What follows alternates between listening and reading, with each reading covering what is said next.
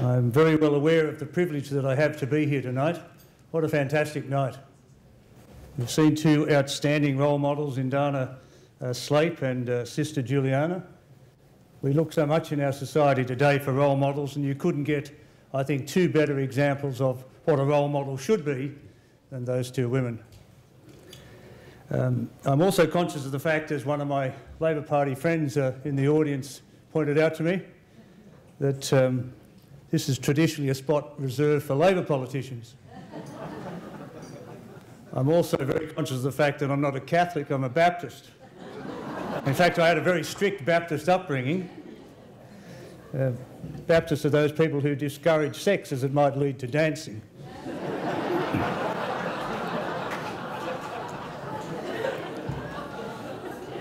I have had one link with Mary MacKillop. When I had a brief audience with Pope John Paul II, I managed to argue briefly the case for Mary MacKillop to be made a saint.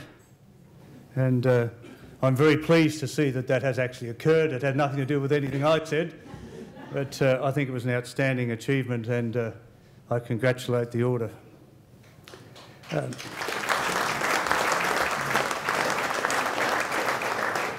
But having mentioned John Paul, I wanted to start my remarks by mentioning another Paul. The other Paul, of course, Paul Keating. I wanted to start my remarks by referring back to a situation that occurred in 1993, after the 93 election. On the first day when Parliament resumes, the two houses come together for the Governor-General's speech. And as we move from the lower house to the upper house, Paul Keating as Prime Minister and me as the loser, still the leader of the opposition, we were introduced to the Governor-General, and then Paul motioned to me to come behind a column. He wanted to talk to me. And he said, "How are you, mate? How do you feel?" I said, "I'm fine."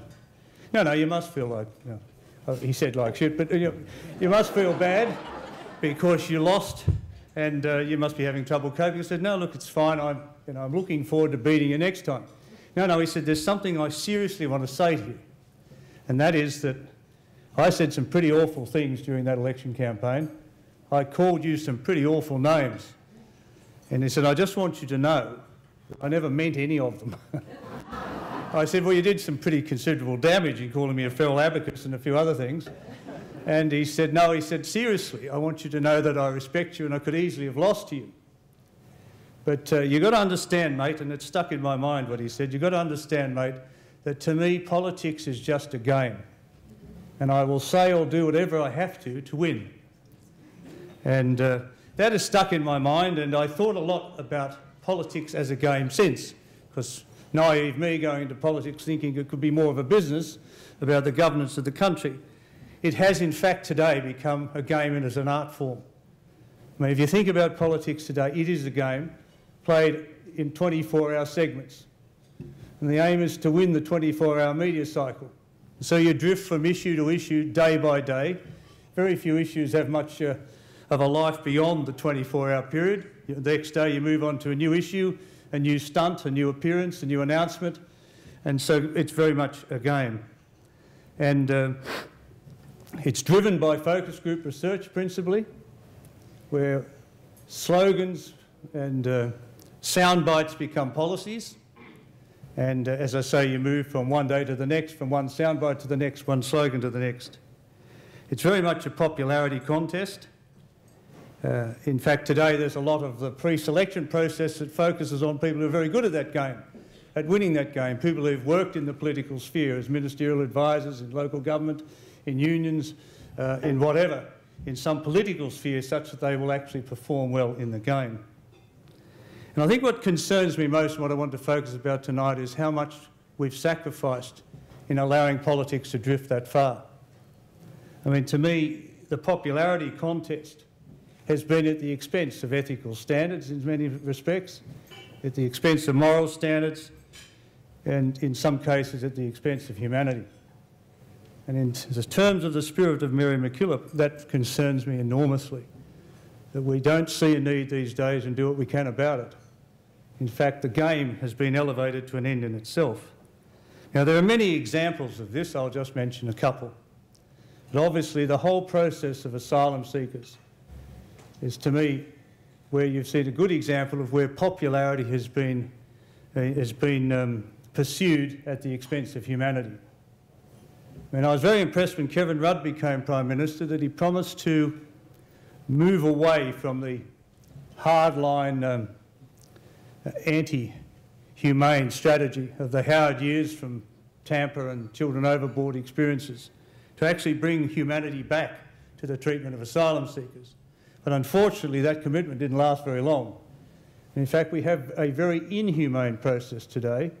We have, in fact, a contest of a race to the bottom between both major political parties as who can take the hardest line against these desperate people, people who in many cases have sacrificed everything they have to try and get to Australia, bring their families with them to start a new life.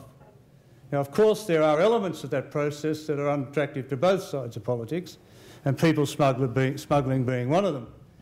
But I don't think we have to treat the people that get here inhumanely just in an attempt to send a negative message to people smugglers. I think you go to the source of the problem with people smugglers. You go to those transition countries that allow them to operate, that don't enforce criminal charges and significant criminal penalties against them. That's where you focus your efforts, rather than focusing on the people who happen to arrive here in many cases in very desperate circumstances. And so I'm very disappointed and very concerned that we have this race to the bottom. And we now have these competing alternatives, the Malaysian solution versus the Pacific solution. I even hear people who oppose the Pacific solution now saying, well, it's not as bad as the Malaysian solution, maybe we should go down that path. I mean, how low can we go in that sort of exercise? And to me, it's about time there was leadership in this country on that particular issue, where somebody stood up and basically set out to educate the community as to the significance of the issue. I mean, if you put...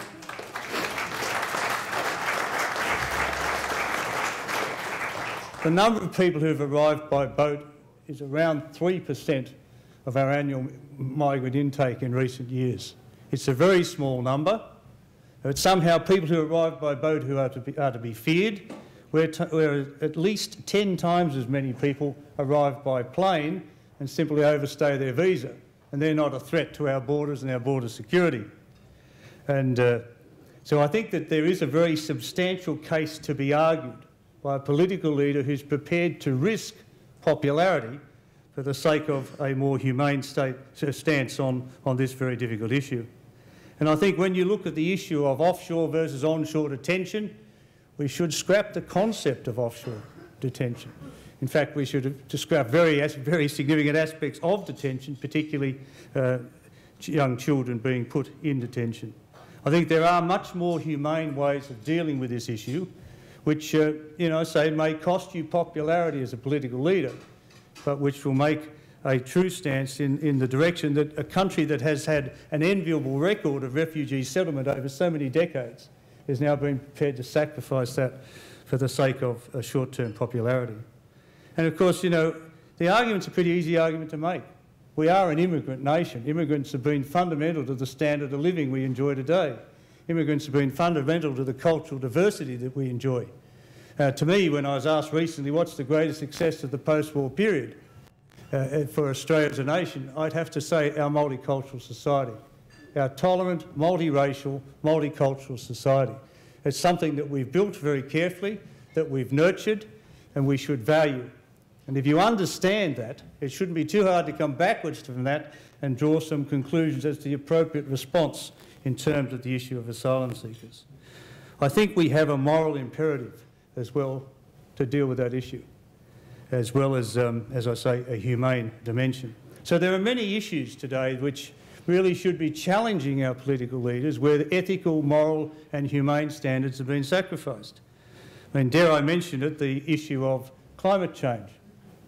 I mean, I think Kevin Rudd was right, that climate change is the moral imperative of this century. I would go slightly further. I think it's the economic, social, political and moral imperative of this century. And it is an issue that is far bigger than the politicians that are involved in the debate today. It will transcend their significance and the significance of their children and probably the significance of their children It's an issue where we look to reduce our carbon emissions over the next 40 or 50 years to a sustainable level. It is something that, if it's not dealt with today, the response needs to be front-end loaded. If it's not dealt with today, you are impairing the lifestyle and opportunities of future generations of Australians. So we have a moral imperative to deal with that issue. Similarly, when you look at the current unrest in Europe, for example, particularly in recent days in the United Kingdom, in England in particular, but more generally in Europe, you've seen substantial social unrest in countries like Greece, Spain, Portugal, Italy, all in response to austerity measures being now introduced by their governments trying to bring their debt situation under control. Isn't there something fundamentally immoral about running up government deficits and government debts to levels where you've compromised the opportunity and lifestyle and potential standard of living of future generations of your own people? I think you should stop and think about the magnitude of those issues. We saw the uncertainty in financial markets this week that came from the US playing a political game about increasing the debt ceiling. It was always going to be increased. Inevitably, it had to be increased. But they're running a deficit of about nearly 10% of gross domestic product. Their debts are rapidly approaching 100% of GDP. To me, I find that somewhat immoral, apart from economically unsound. I find it somewhat immoral that they've been able to do that and compromise the capacity and opportunity of future generations of American citizens. So I think these issues like social unrest are going to be very significant features of the several decades to come. It was relatively easy to blow out government expenditure and government deficits and government debt to accommodate the global financial crisis. But the other side of that, the need to bring those deficits back under control, is going to mean that growth is very flat, if not negative, in many of those countries for quite some time. And that's going to bring with it the social unrest that we're observing now, for example, in the United Kingdom, where you have a disaffected youth at one stream of the one end of the spectrum of the response, and of course there are opportunistic criminals at the other that are seeking to take the opportunity that's provided by this unrest to steal and loot and so on. But that reflects a basic immorality, isn't it, in our society? So it seems to me that, as I look across a number of policy areas, there are very significant challenges for governments today. Never has there been a greater need for leadership in some of these issues and some of these areas than I think there is today. If I could just finish with a brief quote from Mary MacKillop. "We feel our crosses hard at times, but our courage should rise with them." Thank you.